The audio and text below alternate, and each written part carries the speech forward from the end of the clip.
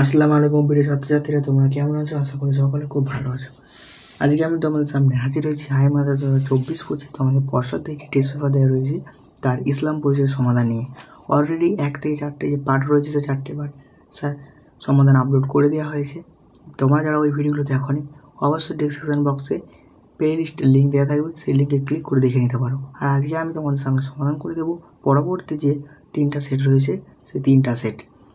আশা করি কোনো প্রকার অসুবিধা হবে না। যদি অসুবিধা হয় অবশ্যই কমেন্ট করো। চ্যানেল নতুন হয়ে থাকে অবশ্যই চ্যানেল সাবস্ক্রাইব করে পাশে থাকো। আর যারা সাবস্ক্রাইব করে তাদেরকে অসংখ্য ধন্যবাদ। আর আমার একটা হোয়াটসঅ্যাপ গ্রুপ এবং টেলিগ্রাম রয়েছে, তার লিঙ্ক আমি ডিসক্রিপশন বক্সে দিয়ে রাখবো। অবশ্যই লিঙ্কে ক্লিক করে জয়েন হতে পারো। সেখানে আমাদের সমস্ত সাবজেক্টের সাজেশন আপলোড করে দেওয়া হয়।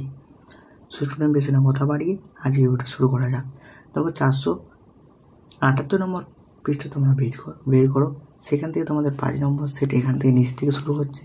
দেখো তার যে এমসিকিউ এসিকিউ সমস্ত একটা হাদিস কোরআন আয়াত সব করে দেওয়া হচ্ছে। মক্কা বিজয় উল্লেখ রয়েছে সূরা নাসরে। যাওয়ার একটা হচ্ছে কুয়ো, আমরা জানি যেখানে নবী সাল্লাল্লাহু আলাইহি ওয়াসাল্লামকে জাদু করা হয়েছিল যে কুয়োর মাধ্যমে। তারপর 3 নম্বর এমসিকিউ দেখে নাও। তারপর রয়েছে এই কথার মাধ্যমে কাকে বোঝানো হয়েছে। এই একটা যে আরবি শব্দ রয়েছে এই কথার মাধ্যমে ক্রমন্তনাকারীকে বলা হয়েছে। আল্লাহর নিকট অধিক মজলিশীল ব্যক্তিকে যে তার সৃষ্টিকে ভালোবাসে। কে মুহাম্মদ সাল্লাল্লাহু আলাইহি ওয়াসাল্লামকে জাদু করেছিল? লাবিদ বিন আসম। কোন বস্তুতে জাদু করা হয়েছিল? কেশ মোবারক এবং চিরুনির টুকরো। তারপর 2 মার্কে যে প্রশ্ন দেখো, কীভাবে বুঝলেন যে তাকে জাদু করা হয়েছে? অর্থাৎ একদিন তিনি ঘুমাচ্ছিলেন, মানে নিদ্রা অবস্থা যখন শয্যাতে ছিলেন তখন সাহাবীরা তার মাথা করে সাহাবীরা তখন নিজের কাজে ব্যস্ত ছিলেন। সেই মুহূর্তে নবী সাল্লাল্লাহু আলাইহি ওয়াসাল্লাম স্বপ্ন দেখছেন এবং ফেরেশতার মাধ্যমে তাকে আল্লাহ পাক জানিয়েছিলেন। তারপর তোমরা সরাসরি চলে আসো হাদিস। হাদিসে কী বলেছে? হাদিস বর্ণনাকারীকে কী বলা হয়? রাবি। বর্ণনা পরম্পরার দিক থেকে হাদিস 3 প্রকার। সনদ কাকে বলা হয়? হাদিস বর্ণনা পরম্পরাকে সনদ বলা হয়। হাদিস কাকে বলা হয়? নবী সাল্লাল্লাহু আলাইহি ওয়াসাল্লামের কথা, বাণী এবং মৌন সম্পর্ককে হাদিস বলা হয়। হাদিস বর্ণিত কথাটির অর্থ কী? নবী সাল্লাল্লাহু আলাইহি ওয়াসাল্লাম যা বলেছেন এটাই হচ্ছে এর অর্থ। হাদিস মারফু কাকে বলা হয়? যে হাদিস নবী করিম সাল্লাল্লাহু আলাইহি ওয়াসাল্লাম পৌঁছায় বা পৌঁছেছে তাকে হাদিসে মারফু বলা হয়। পরবর্তী প্রশ্ন দেখো, আকায়েদ থেকে দেখো। প্রথমটা হবে চিরঞ্জীবী, তারপর চিরপ্রাচীর, তারপর হচ্ছে সর্বজ্ঞ। তারপরে আকায়েদ শব্দের অর্থ কী? আগে করে দেওয়া হয়েছে, তাই কিন্তু এই বর্ণনাটা আর করে দেওয়া হচ্ছে না। সিফাতে ফেলিয়া বলতে কী বোঝো? দেখো তার অ্যান্সারটা এখানে কিন্তু করা হয়েছে, যে সিফাতগুলি নবী সাল্লাল্লাহু আলাইহি ওয়াসাল্লামের কর্মের সঙ্গে সম্পর্কযুক্ত। তাজিক শব্দের অর্থ কী? জীবিকা দান করা, এসব তৈরি করা। তারপরে 9 দাগের 4টা হবে তৈরি করা। তার পরবর্তী প্রশ্নটা দেখো, 5 ওয়াক্ত নামাজের রাকাত 17 রাকাত।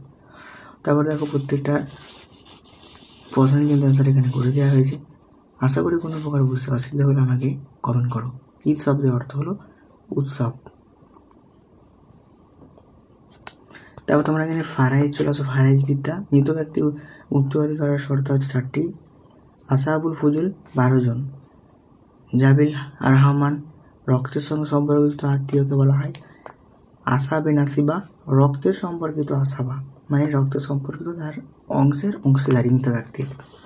তারপরে দেখো বুদ্ধিজীবীদের যে অবদান, সেখান থেকে প্রশ্নগুলো কী আসছে। প্রথমে একটা আল-কিন্দি, কুদরতিকতা ঢাকায় তিনি তার জীবন বাসনা করেছিলেন। উইন্ডিং অফ ফায়ার গ্রন্থটি কার লেখা? এপিজে আব্দুল কালাম আজাদ। আল বিরুনির পূর্ব নাম কী ছিল? দেখো আল বিরুনির পূর্ব নাম এখানে কিন্তু করে দেওয়া আছে আবু রৈহাম মোহাম্মদ ইবনে আহমদ আল বিরুনি। আব্দুল সালাম কত সালে জন্মগ্রহণ করেছিলেন? 1926। পদার্থবিদে আল বিরুনির শ্রেষ্ঠ অবস্থান কি? আপেক্ষিক নির্ণয় করেছিলেন ধাতুর। আরব জাতির সর্বশ্রেষ্ঠ দার্শনিক কে ছিলেন? আল-কিন্দি। তার গ্রন্থের সংখ্যা আছে 207টি। এটা কিন্তু মনে রাখবেই। তারপরে মনিরুজ্জামান ইসলাম জন্মগ্রহণ করেছিলেন 1875 সালে। দিনী মারে পত্রিকা 1926। তার প্রত্যেকটা প্রশ্নের আনসার করে দেওয়া রয়েছে। আশা করি তোমাদের কোনো বুঝতে অসুবিধা হয়নি। এরপর তোমাদের পরবর্তী যে 6 নম্বর সেট হয়েছে সেই 6 নম্বর সেটের প্রশ্নগুলো দেখে পরপর কিন্তু অ্যান্সার করে দেওয়া হয়েছে। তোমরা দেখে নাও এবং খাতা ডাউনলোড করতে থাকো। প্রত্যেকটা প্রশ্নের অ্যান্সার কিন্তু করে দেওয়া হয়েছে। কোনো প্রকার অ্যান্সার বুঝতে অসুবিধা হলে আমাকে অবশ্যই কমেন্ট করো।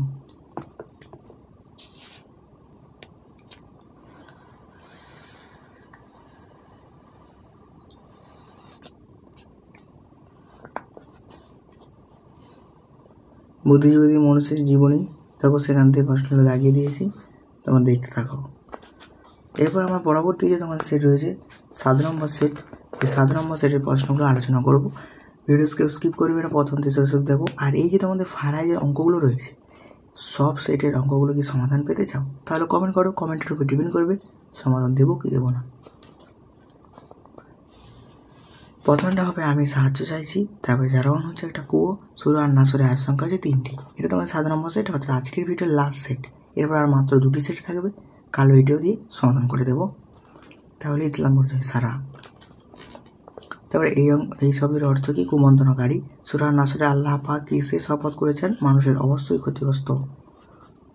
এই কোন কথা বলেছেন? আল্লাহের কথা বলা রয়েছে কথার মাধ্যমে। দেখো পরবর্তী প্রশ্নগুলো দেখে নাও। এবার সরাসরি হাদিসে চলে যাব। দেখতে পাচ্ছ তোমরা হাদিস শব্দের অর্থ হলো কথা বা বাণী। যে হাদিস কোনো সাহাবী পরিচয় বা তাহাবী বর্ণনা পৌঁছে থাকে বলা হয় মারফু হাদিস। হাদিস কাকে বলা হয়? রাবি কাকে বলে? মারফু হাদিস, কাউলি হাদিস। এই 4টে প্রশ্ন অ্যান্সার অলরেডি আগে করে দিয়েছি, যারা ভিডিওগুলো দেখো সেই ভিডিও থেকে সমাধান করে নাও, বারবার একই প্রশ্ন আমি আর দিচ্ছি না। আকায়েদ কাকে বলা হয়? দেখি, আকায়েদ শব্দের অর্থ হলো একবচন, মানে শব্দটি একবচন। তারপর যে মহান, তারপর যে সর্বজ্ঞ। সিফাতে জাতীয় শব্দের অর্থ কী? তার সত্তার সঙ্গে সম্পর্কযুক্ত। আল্লাহ পাকের সিফাত কয়টি? 14টি। আল্লাহ পাকের সিফাত ফেলিয়ার একটি উদাহরণ তাকলিক। এই শব্দের অর্থ তৈরি করা। তারপর তোমরা সরাসরি ফিকাতে চলে আসো, দেখো প্রত্যেকটা প্রশ্নের অ্যান্সার কিন্তু ফিকাতে দেখানো আছে। তারপর তোমরা ফারাইজ বিদ্যায় চলে আসো। মৃত ব্যক্তির হক কয়টি? 4টি। আসাবা 2 প্রকার। আসাবুল ফুজুল কাকে বলা আর আসানাত কাকে বলা? আসাবুল ফুজুলের জায়গায় অ্যান্সারটা উপরে করে দেওয়া রয়েছে। কোরআন এবং হাদিস অনুযায়ী যাদের উত্তরাধিকারী প্রাপ্ত অংশ রয়েছে তাকে আসাবুল ফুজুল বলা হয়। এই যে তোমাদের ফারাইজের অঙ্ক রয়েছে, এই অঙ্কগুলো যদি সমাধান পেতে চাও অবশ্যই কমেন্ট করো। কমেন্ট করলে আমি কিন্তু সম্পূর্ণ একটা ভিডিও নিয়ে চলে আসবো। একটা ভিডিওতে যা টেস্ট পেপারের অঙ্ক রয়েছে সব সমাধান করে দেবো। তারপরে মুসলিমদের বুদ্ধিজীবীদের অবদান দেখো। প্রথম এপিজে আব্দুল কালাম আজাদের জন্মসালে একটা ভুল দেওয়া রয়েছে, 1888 সালে তিনি জন্মগ্রহণ করেছিলেন। তারপর দেখো পরবর্তী অঙ্কগুলো কিন্তু প্রশ্নগুলো অ্যান্সার করে দেওয়া রয়েছে। আল হালেজ কাকে বলা? ইবনে আল হাইজামকে আল হালেজ বলা হয়ে থাকে। দেখো তার পরবর্তী অংশ প্রশ্নগুলোর।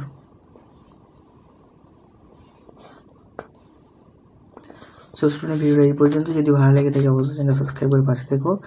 পরবর্তী আর 2টো যে তোমাদের সেট রয়েছে 2টো সেট কিন্তু আমি সমাধান করে দেবো কাল ভিডিওতে। চ্যানেল তো নিতে অবশ্যই চ্যানেল সাবস্ক্রাইব করে পাশে দেওয়া যায়। সাবস্ক্রাইব করে তাদেরকে অসংখ্য ধন্যবাদ। সো বাই, আর অন্য একটা ভিডিওতে তোমার সাথে দেখা হচ্ছে।